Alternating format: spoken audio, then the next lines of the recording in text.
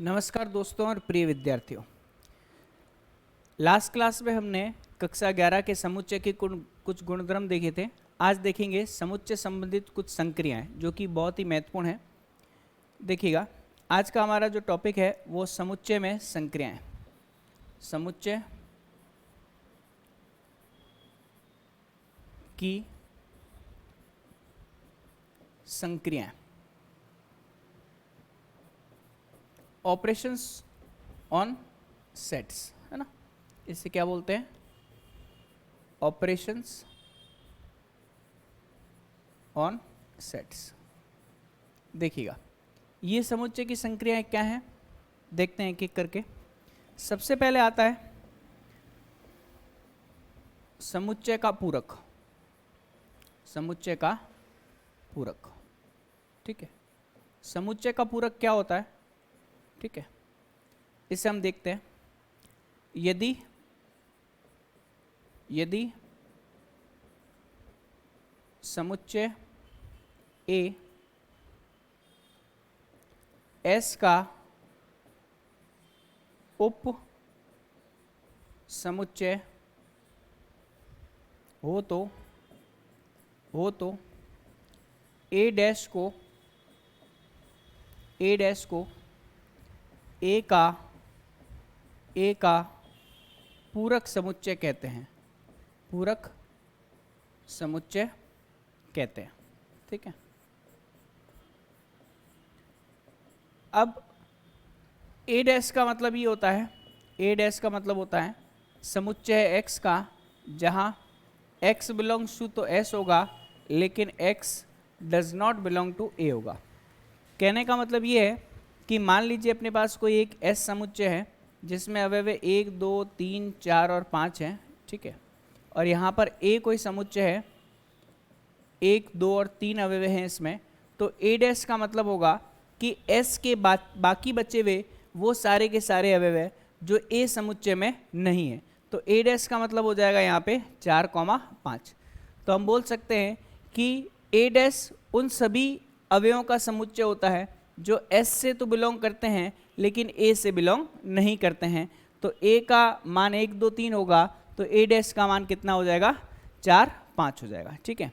अब देखिएगा, इसी एग्जाम्पल में मान लीजिए यदि अगर A जो है वह केवल 5 हो जाएगा तो यहाँ पर A डैश का जो मान होगा वह क्या होगा? 1, 2, 3 एवं 4 होगा, ठीक है। अगर मैं बोल देता हूँ A अगर 5 होगा तो A डैश का जो मान होगा वह किसके बराबर होगा? यह बराबर होगा 1, 2, 3, 4 और 5 के बराबर, या फिर बोल सकते हैं पूरा का पूरा S हो जाएगा। मतलब A अगर रिक्त समुच्चय है तो A डैश जो होगा वो पूरा का पूरा S के रूप में पढ़ा जाएगा और समझा जाएगा, ठीक है। पूरक समुच्चय आपको समझ में आ गया, ठीक है। अब हम बात करेंगे, नेक्स्ट है समुच्चयों का अंतर। समुच्चयों का अंतर या फिर घटाव, ठीक है। अब इसमें समझिएगा, मान लीजिए हमारे पास कोई A समुच्चय है 1, 2, 3, है ना, और B समुच्चय है 2, 3। तो यदि मैं A से B को माइनस करता हूं तो केवल हमारे पास कितना रहेगा? 1 रहेगा। कहने का मतलब है कि A में 1, 2, 3 है, B में 2, 3 है, तो A में से अगर B को माइनस करेंगे तो A में केवल 1 बचेगा, 2 और 3 यहाँ से हट जाएगा, केवल अपना आंसर A आएगा। तो हम बोल सकते हैं कि A माइनस B का मतलब जो होता है वह होता है एक समुच्चय X का जहाँ पर X जो होगा वह बिलोंग्स टू क्या होगा? A होगा, किंतु X जो है वो डज नॉट बिलोंग टू क्या होगा? B होगा। बात समझ में आ रही कि नहीं आ रही? ठीक है। यहाँ से A माइनस B करते ही हमारा आंसर जो आएगा वह X का एक समुच्चय आएगा जहाँ पर X A का तो अवयव होगा लेकिन X B का अवयव नहीं होगा। कारण क्या है कि हम बोल सकते हैं कि A में से B को अगर हम माइनस करते हैं तो रिमेनिंग जो A के अवयव बचेंगे वही हमारे पास क्या होगा? वही हमारे पास होगा किसका मान? A का मान होगा। ठीक है, इसमें एक और एग्जांपल लेते हैं। मान लीजिए हमारे पास A एक समुच्चय है, वो है 2, 3, 4 5, ठीक है। b एक समुच्चय है जो आएगा अपने पास 2 3 और 6, ठीक है। अगर यहाँ से मैं a माइनस बी ज्ञात करने की कोशिश करूँ तो 2 इसमें है, 2 इसमें है, तो a माइनस बी में 2 नहीं आएगा। 3 इसमें है, 3 इसमें है, तो a माइनस बी में 3 नहीं आएगा। 4 इसमें है, 4 इसमें नहीं है, तो 4 इसमें आएगा। 5 इसमें है, 5 इसमें नहीं है, 5 आएगा। b में 6 है, तो 6 का यहाँ पर कोई योगदान नहीं है, तो a माइनस बी का जो मान आएगा वह 4,5 के बराबर आएगा। वही अगर मैं b माइनस ए का मान ज्ञात करना चाहूँ तो देखिएगा 2 माइनस 2, 3 में से 3 जाएगा, 3 नहीं आएगा। यहाँ 6 है, तो हमारे पास केवल आंसर किसके रूप में आएगा, 6 के रूप में आएगा। a में 4 और 5 पड़े हैं, उससे अपने को कोई मतलब नहीं है, तो हमारे पास b माइनस ए और a माइनस बी का मान हमने यहाँ पर देखा, ठीक है जी। नेक्स्ट में देखते हैं, नेक्स्ट है समुच्चयों का सम्मिलन। समुच्चयों का सम्मिलन, ठीक है। इसे बोलते हैं यूनियन ऑफ द सेट्स, ठीक है, यूनियन ऑफ द सेट्स। अब इसको मैं एक एग्जांपल से आपको समझाता हूँ। मान लीजिए a अपने पास 1 2 3 4 है, ठीक है। b जो है वो हमारे पास 2 3 और 5 है, ठीक है। तो इसे यूनियन से निरूपित करते हैं। ध्यान दीजिएगा, u का मतलब जो होता है वह सम्मिलन होता है, तो यूनियन से इसको निरूपित करते हैं। तो a यूनियन b का मतलब क्या होता है, a के अवयव लेने हैं 1 2 3 और 4, है ना। फिर b के अवयव लेने हैं, b में 2 है, 2 ऑलरेडी आ चुका है, 3 है, 3 ऑलरेडी आ चुका है, पीछे बचा क्या 5, तो हम यहाँ पर क्या लेंगे, इसको 5 लेंगे, ठीक है। बात समझ में आ रही कि नहीं आ रही। अब यहाँ पर अगर इसकी परिभाषा बनाना चाहें तो a यूनियन b का मतलब क्या होगा, यह एक समुच्चय होगा x का जहाँ x बिलोंग्स टू a या x बिलोंग्स टू क्या होगा, b होगा। कहीं पे भी या लिखा हुआ है तो हम इसे यूनियन मानते हैं, या तो x a का सदस्य होगा या b का सदस्य होगा, और जो उभयनिष्ठ सदस्य हैं उन्हें केवल और केवल कितनी बार लेना है, एक बार ही लेना है। अब देखिएगा, इसमें एक और एग्जांपल मैं आपको दे देता हूँ। मान लीजिए a जो है वह है a e i o और यहाँ पर u, ठीक है। और यहाँ पर मैं x ले लेता हूँ समुच्चय, ये आएगा x y z और a, ठीक है।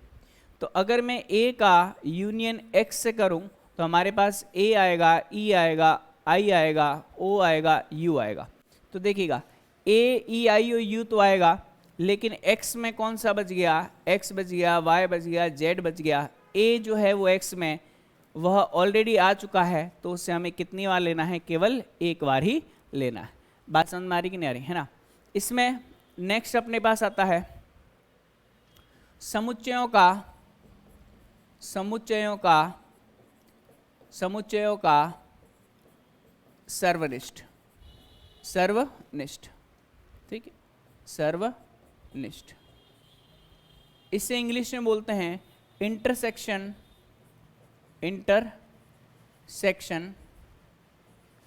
ऑफ द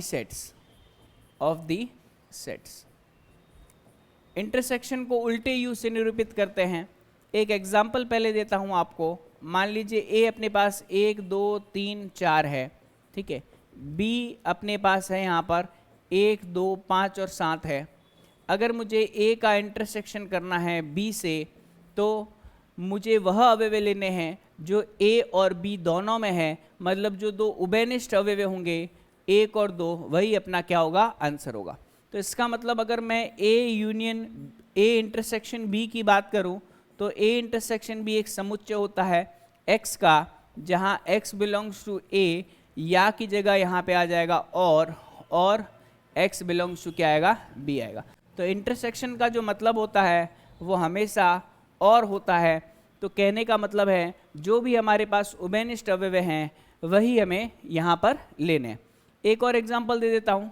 कैपिटल X बराबर यहाँ पर x y z और u, ठीक है।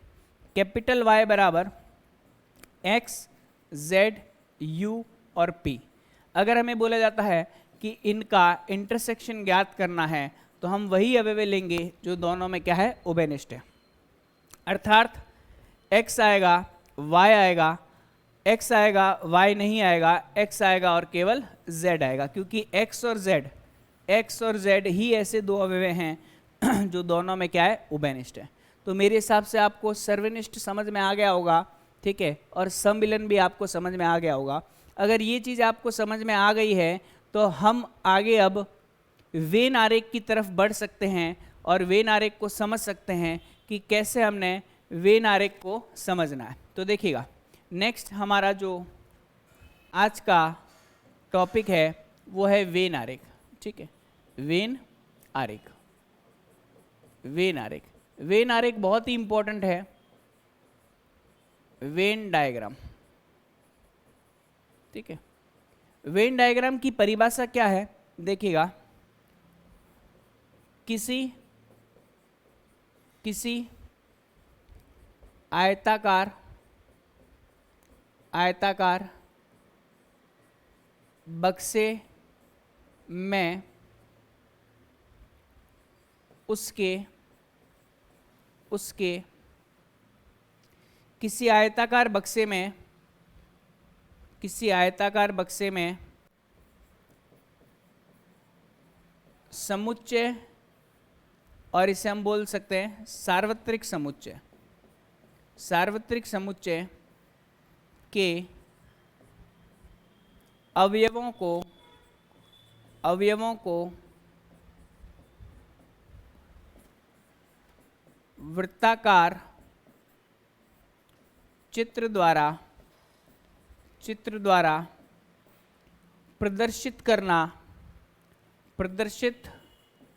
प्रदर्शित करना या किया जाता है वेन आरेख कहलाता है, ठीक है, वेन आरेख कहलाता है। अब समझिएगा कि वेन आरेख किस तरीके से हम देखते हैं। मान लीजिए हमारे पास एक कोई सार्वत्रिक समुच्चय S है, ठीक है। सार्वत्रिक समुच्चय का मतलब ये होता है कि ऐसा समुच्चय जिसमें बाकी समुच्चय उसके उप समुच्चय हो, वह सार्वत्रिक समुच्चय कहलाता है। अब देखिएगा, मामला कुछ ऐसा होगा,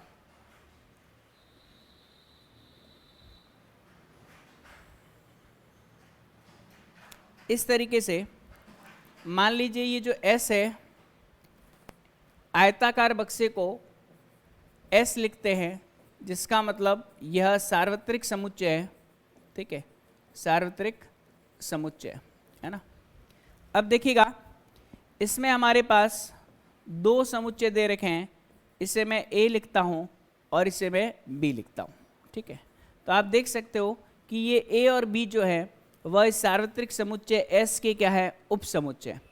अब यहाँ से ये चीज़ ध्यान में रखनी है कि ये जो हमने डायग्राम बनाया है, इसके जो पोर्शंस हैं अलग अलग, उन पोर्शंस को किस नाम से जानते हैं देखिएगा, है ना।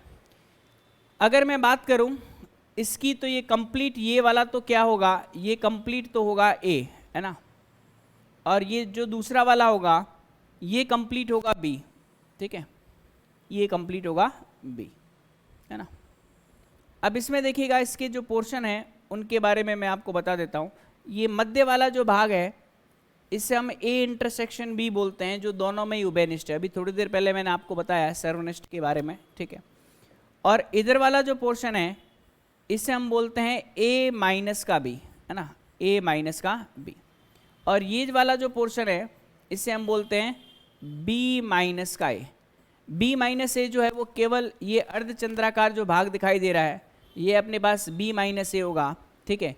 और इधर वाला जो पोर्शन है ये वाला, है ना, ये वाला जो अर्धचंद्राकार भाग है इसे हम क्या बोलेंगे, इसे हम बोलेंगे A माइनस का B, ठीक है।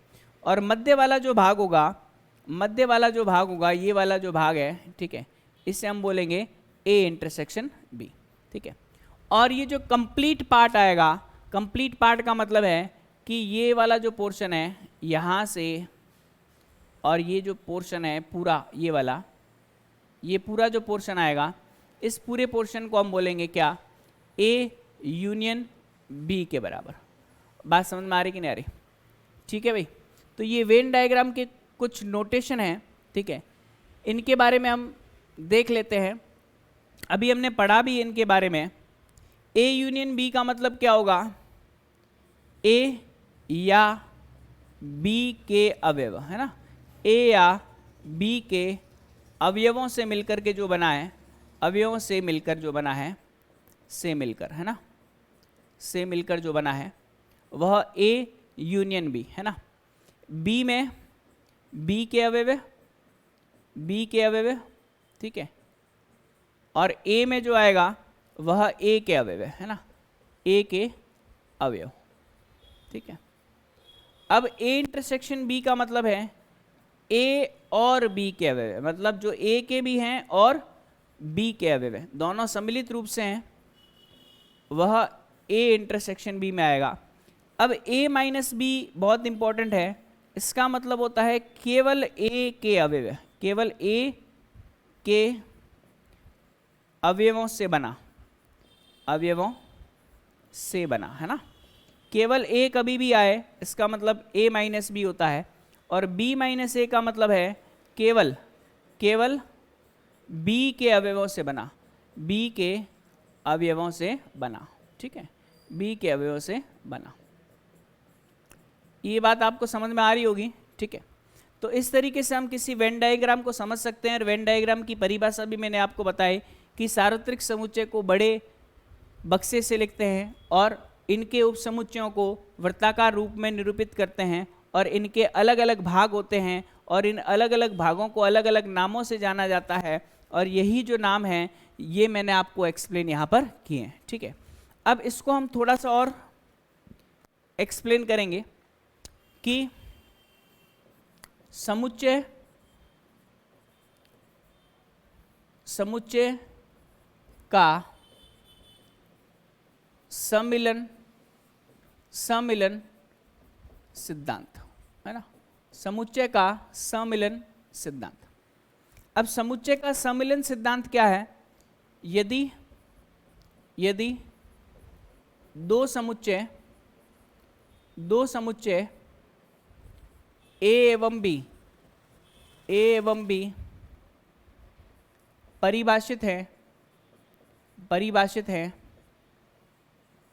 तो, और साधारणतः हमें ए एवं बी अरिक्त समुच्चय लेने होते हैं, साधारणतः अरिक्त होते हैं, लेकिन रिक्त भी हो जाए तो कोई दिक्कत वाली बात नहीं।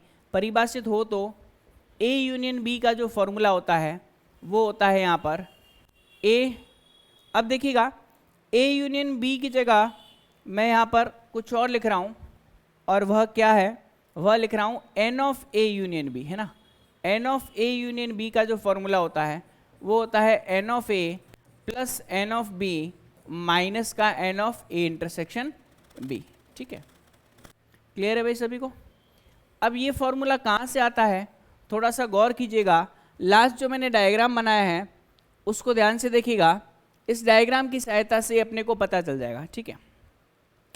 अगर मैं बात करूं इस कंप्लीट पोर्शन की, तो इस कंप्लीट पोर्शन में जितने भी अवयव हैं इससे हम एन ऑफ ए लिखेंगे, बी वाले में जितने भी अवयव हैं इससे हम एन ऑफ बी लिखेंगे, और ये मध्य वाले में जितने भी अवयव हैं, ये वाले ना, ये मध्य वाले में जितने भी अवयव हैं इन्हें हम लिखेंगे n of A intersection B, ठीक है।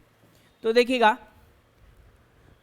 यहाँ से ए का ये कंप्लीट भाग है और बी का ये कंप्लीट भाग है, तो यूनियन का मतलब होता है इन दोनों वृत्तों को मिलाने वाला भाग, मिलकर बना वाला भाग।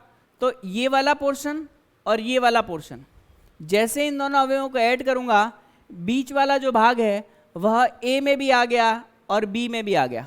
तो आप देख सकते हैं कि इस n of A union B में जितने अवयव होंगे, ए के अवयव प्लस बी के अवयव, लेकिन ये पोर्शन दोनों में उभयनिष्ठ है, तो एक बार ही लेना होता है, एक बार ही लेना होता है। तो हम क्या करेंगे, ये जो दो बार आया है इसको यहाँ से क्या कर देंगे, माइनस कर देंगे।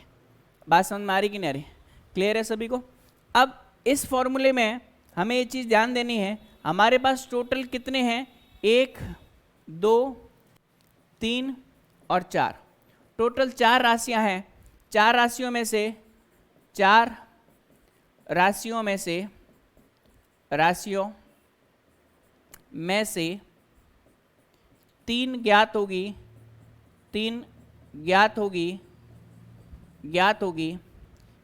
एक अज्ञात राशि का मान, क्या करना होगा? ज्ञात करना होगा। ठीक है जी, एक अज्ञात राशि का मान ज्ञात करना होगा। ठीक है, अब देखिएगा इसमें जो प्रश्न है वो कैसे पूछे जाते हैं, मैं आपको बता देता हूं कि इसमें प्रश्न किस रूप से पूछे जाएंगे। इसके लिए हम जो है एक सारणी बना देते हैं, उस सारणी की सहायता से हमें जो मान है वो ज्ञात करना है। ठीक है, एक एक करके प्रश्नों को भी देखेंगे। ठीक है, पहले समझ लीजिएगा कि किस तरीके से यह मान होंगे। ठीक है, ये एक राशि, दूसरी राशि, तीसरी और चौथी राशि। ठीक है जी, यहां से देखिएगा, इन मानों को समझिएगा अच्छे से। हमें क्या दे रखा है? यहां से हमें दे रखा है ये मान है n of a union b, है ना। ये n ऑफ a, यहां पर ये n ऑफ b और यहां पर ये n of a intersection b, है ना। बहुत आसानी से क्वेश्चन भी समझा जा सकता है और उसको हल भी किया जा सकता है। ठीक है, मुझे बोला जाता है कि यह राशि 100 है। ठीक है, यह जो राशि है यह 70 है। ठीक है, यह राशि जो 50 है, तो इस राशि का जो मान है वो हमें ज्ञात करना। ठीक है, वैसे ही अलग अलग में अलग अलग दे रखे होते हैं। मान लीजिए ये 80 है, ये अपने पास 40 है और ये अपने पास 10 है। ठीक है, तो हमें ये मान ज्ञात करना। ठीक है, मैं बोल रहा हूँ यह राशि जो है वह 500 है। ठीक है, यह राशि 250 है। ठीक है, और यह जो राशि है मान लीजिए अपने पास कितनी है? 100 है। ठीक है, तो इस राशि का मान ज्ञात करना। ठीक है, एक और लास्ट हम ले लेते हैं। ठीक है, ये मैं मान लेता हूँ 1000 है। ठीक है, ये 1000 है, ये हमें ज्ञात करना है। ये अपने पास 700 है और ये अपने पास कितनी है? मान लीजिए 200 है। ठीक है, तो इस तरीके के जो सवाल है वो बहुत ही कॉमन है। ठीक है, अब एक एक करके इन प्रश्नों को हम हल करेंगे। ठीक है, और इसी के सामने ही हल करेंगे ताकि आपको चीज़ें जो है वह थोड़ी आसान लगने लगे। ठीक है, इसको हम साइड में रख लेते हैं। सबसे पहले वाले की बात करेंगे। फॉर्मूला सभी में लगेगा। फर्स्ट वाले में है, दिया है क्या दिया है हमें? n of a union b का मान दे रखा है। n of a union b का मान हमें 100 दे रखा है। n ऑफ a का जो मान है वो हमें 70 दे रखा है। n ऑफ b का जो मान है वो हमें 50 दे रखा है। ठीक है, और n of a intersection b का जो मान है वो हमें क्या करना है? ज्ञात करना। ठीक है, तो हमारे सूत्र से n of a union b बराबर क्या होता है? n ऑफ a प्लस का n ऑफ b माइनस का n of a intersection b। इसका मान 100 दे रखा है, बराबर ये अपने पास 70 दे रखा है, ये 50 दे रखा है, और इसका मान हमें ज्ञात करना। ठीक है, a इंटरसेक्शन b का पक्षांतरण करेंगे तो n of a intersection b बाईं तरफ आ जाएगा। 70 50 120 हो जाएगा, माइनस का उधर जाके 100 ऋणात्मक हो जाएगा, तो 120 में से 100 जाएगा, तो n of a intersection b का जो मान आएगा वो किसके बराबर आएगा? 100 के बराबर आएगा। तो हमारा पहला प्रश्न जो है वो कंप्लीट हो गया। ठीक है जी, क्लियर है। अब इसमें अगर हम दूसरे प्रश्न की बात करें तो दूसरे प्रश्न में हमें n of a union b जो है वह ज्ञात करना है। ठीक है, यहाँ से n ऑफ a का जो मान है वह हमें 80 दे रखा है, फिर n ऑफ b का जो मान है वह हमें 40 दे रखा है, और n of a intersection b का जो मान है वो हमें 10 दे रखा है। ठीक है, फॉर्मूला हमारा वही। ठीक है, क्या? n of a union b बराबर n ऑफ a प्लस का n ऑफ b माइनस का कितना आएगा? n of a intersection b। n of a का मान हमें 80 दे रखा है, n ऑफ b का मान हमें 40 दे रखा है, ये हमें 10 दे रखा है, और n of a intersection b तो ए इंटरसेक्शन बी नहीं, यूनियन बी ज्ञात करना है। 8 4 12, 12 में से 10 गए 110 है ना, तो आंसर अपने पास कितना आ जाएगा, n of A union B का मान किसके बराबर आएगा, 10 के बराबर। इसी तरीके से आप ये थर्ड पार्ट और फोर्थ पार्ट जो है वो आसानी से हल कर सकते हैं। मेरे हिसाब से इसमें आपको कोई दिक्कत आने वाली नहीं है, ठीक है, ये दिक्कत नहीं आएगी आपको, है ना, इससे आप हल कर सकते हैं, ये आपका गृह कार्य की तरह आप मान लीजिए, ठीक है। अब नेक्स्ट में हम बात करते हैं क्या, कुछ और वेन डायग्राम पर आधारित प्रश्न जो कि भाषा के रूप में हमें देखने को मिलेंगे, वो हम देख लेते हैं। एक दो प्रश्न भाषा के रूप में देख लेते हैं, और वह प्रश्न क्या है देखिएगा। वह प्रश्न है 100 लोगों के समूह में, 100 लोगों के समूह में 70 लोग हिंदी एवं 50 लोग अंग्रेजी बोलते हैं, ठीक है, अंग्रेजी बोलते हैं। अब देखिए, ज्ञात कीजिए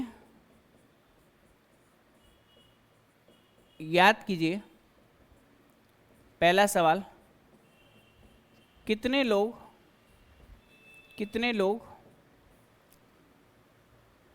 हिंदी एवं अंग्रेजी दोनों बोलते हैं, ठीक है, दोनों ही बोलते हैं। दूसरा सवाल है इसका, कितने लोग केवल हिंदी बोलते हैं ना, कितने लोग केवल हिंदी बोलते हैं। तीसरा सवाल, कितने लोग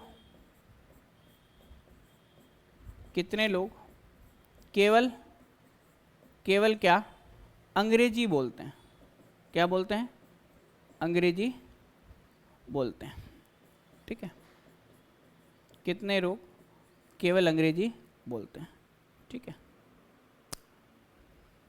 चौथा, कितने लोग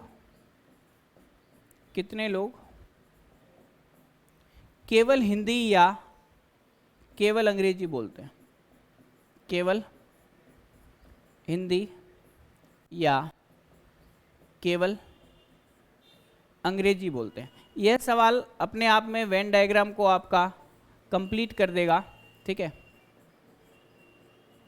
ये हमारे पास टोटल 4 सवाल हैं एक प्रश्न से संबंधित, ठीक है।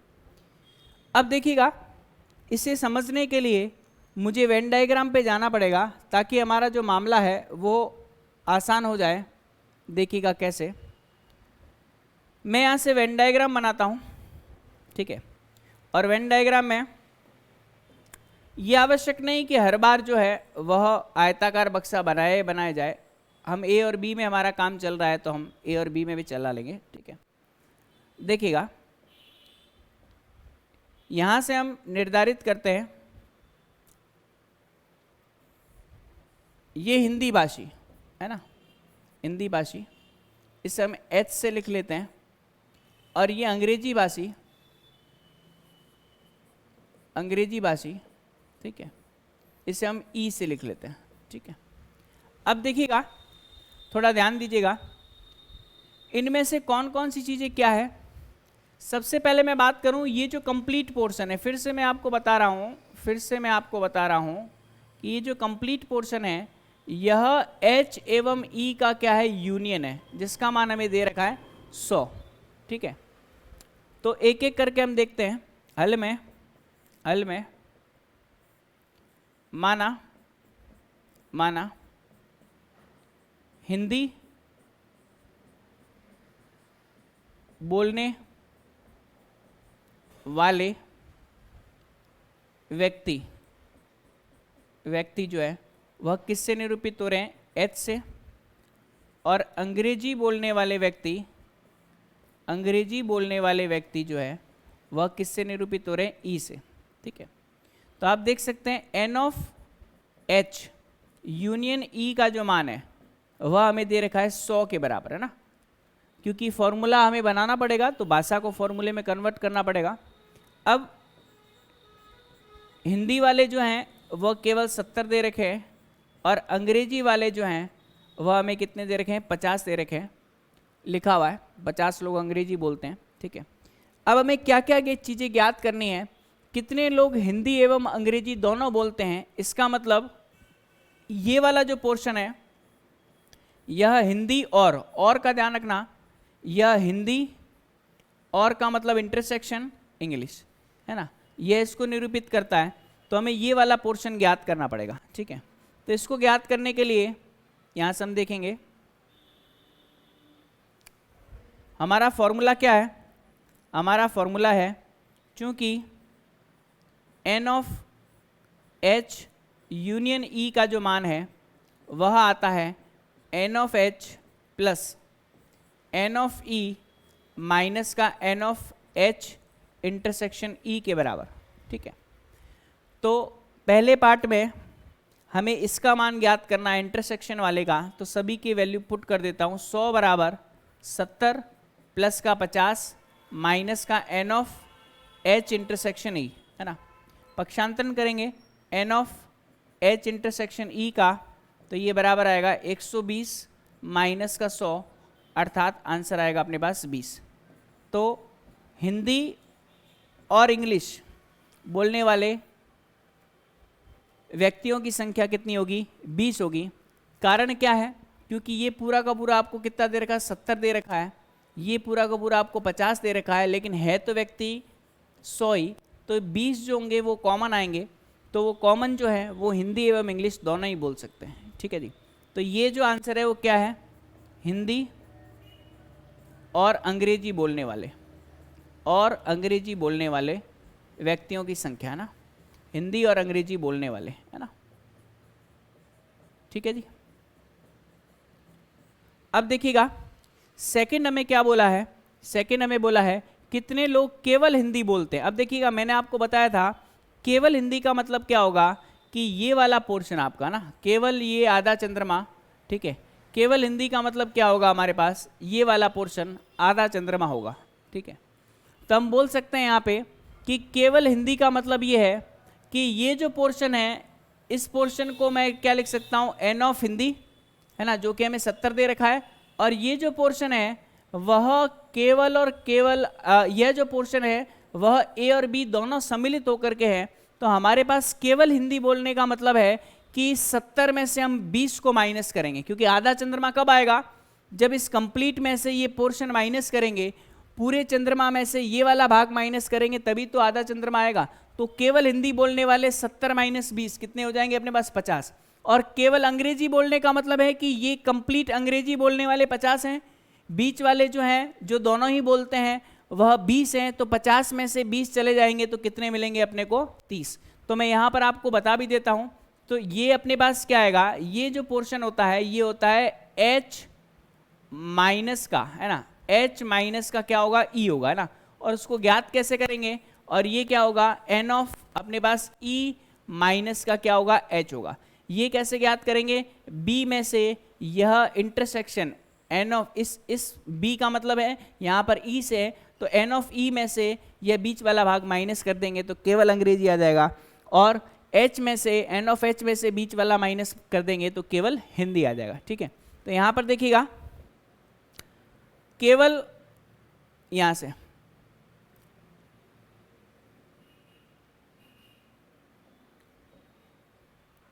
इसका B भाग केवल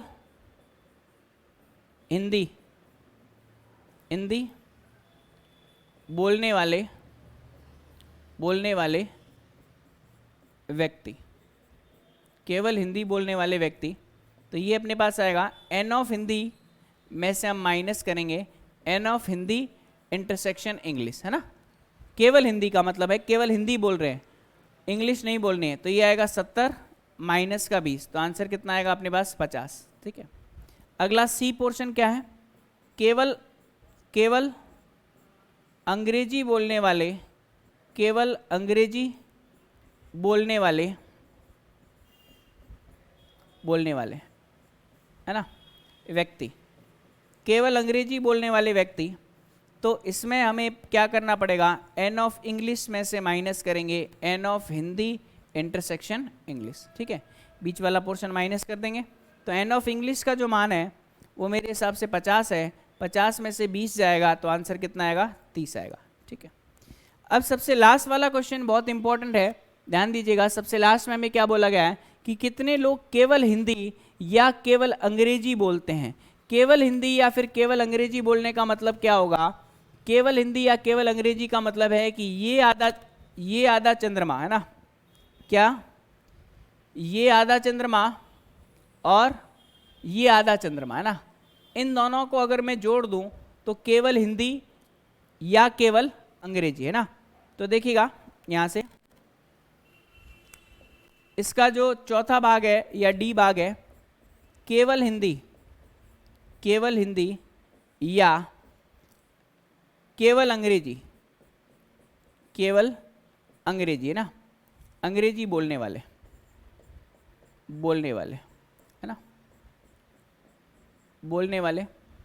तो हम देख सकते हैं इसका जो मान आएगा वो एन ऑफ यहाँ से h माइनस का e प्लस का एन ऑफ e माइनस का h है ना, आधा चंद्रमा ये और आधा चंद्रमा ये। ठीक है, अभी हमने इसका मान ज्ञात किया, इसका मान 50 आया था और इसका मान कितना आएगा, 30 आएगा, तो टोटल अपने पास कितने हो जाएंगे, 80 हो जाएंगे। तो 80 ऐसे व्यक्ति हैं जो या तो अंग्रेजी बोलते हैं या हिंदी बोलते हैं, और इसमें अगर 20 जोड़ देता हूँ जो अंग्रेजी और हिंदी दोनों बोलते हैं, तो टोटल कितने हो जाएंगे, 100 हो जाएंगे। ठीक है, मेरे हिसाब से आपको बात समझ में आ रही होगी। तो इस तरीके के भाषा वाले जो सवाल है वह वेन डायग्राम की सहायता से बहुत ही आसानी से क्या किए जा सकते हैं, हल किए जा सकते हैं। तो हमें क्या करना है, इस वेन डायग्राम को अच्छे से समझना है। अगर आपने इस वेन डायग्राम को अच्छे से समझ लिया तो कहीं दिक्कत नहीं आएगी। तो हमने आज क्या क्या किया, हमने आज जो है कुछ संक्रियाएं समझी, और वो संक्रियाएं क्या थी मैं आपको यहाँ पे बता देता हूँ। समुच्चय की संक्रियाएं, सबसे पहले हमने क्या देखा, हमने समुच्चय का पूरक देखा। पूरक जो है वह क्या होता है, यदि a जो है s का उप समुच्चय है तो a डैश वो होता है जो s में तो अवयव होते हैं लेकिन a में नहीं होते हैं। उदाहरण देकर के भी आपको बताया। दूसरा, समुच्चयों का अंतर बताया, a माइनस बी और b माइनस ए बताया। समुच्चयों का सम्मिलन बताया, यूनियन बताया। उसके बाद में इंटरसेक्शन बताया। इंटरसेक्शन के बाद में मैंने आपको क्या बताया, वेन डायग्राम बताया। वेन डायग्राम के जितने भी अवयव थे वह मैंने आपको बताए। इसके पश्चात क्या बताया, इस वेन डायग्राम से आधारित जो आपका फॉर्मूला बनता है वो क्या बनता है वो भी हमने देखा। इसके पश्चात हमने इस पर आधारित एक प्रश्न किया और उस पर आधारित हमने एक भाषा वाला प्रश्न किया। तो आशा करता हूँ कि ये वीडियो जो है वो आपको पसंद आया होगा और काफ़ी कुछ आपको इसमें सीखने को मिला होगा। और आप ज़्यादा से ज़्यादा अपने मित्रों, दोस्तों, अपने परिवारजनों के साथ में, रिश्तेदारों के साथ में इसको ज़्यादा से ज़्यादा फॉरवर्ड कीजिए। उनको इस स्कीम के बारे में भी बताइए ताकि आपको तो इसका लाभ हो, साथ ही साथ उनको भी इसका लाभ हो जिनको ये पता नहीं है। तो आज के लिए इतना काफ़ी है, कल फिर मिलते हैं। धन्यवाद।